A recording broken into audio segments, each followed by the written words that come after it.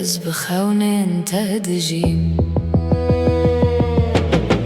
Dilê min gazî te dike, evevîn naçe ji dil.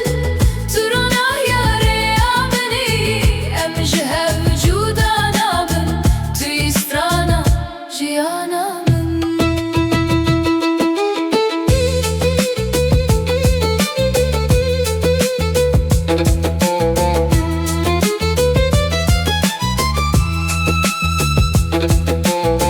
Tu çavkaniya hêviyeyî, tu rona heya rojên minî. Tu dengê aramiya dilê minî, tu dilê min şadikî. Tu ji bo min hemû tiştî. Her çend şev dirêj be, her çend rê dûr be. Dilê me yeke bibîn dimîne.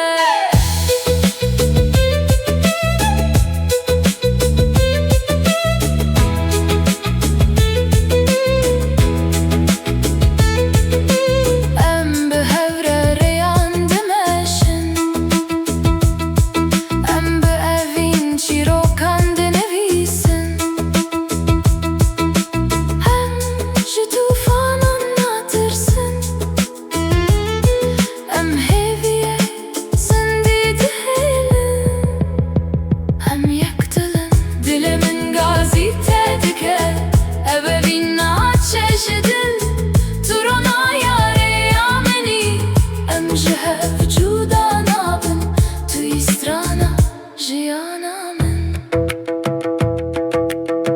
Dema baran dibare navê te dibêjim. Dema roj derdike hêvî tê min. Dema şev tê ez xewnê te dibînim. Dema cîhan dê deng dibe, ez dengê te dibihîzim. Dema em hev dû dibînin, dilê min aram dibe. Dilê min gazî te dike, evevîn naçe ji dil. Tu rona yareya minî, em ji hev cuda nabin. Tu yî strana jiyana min.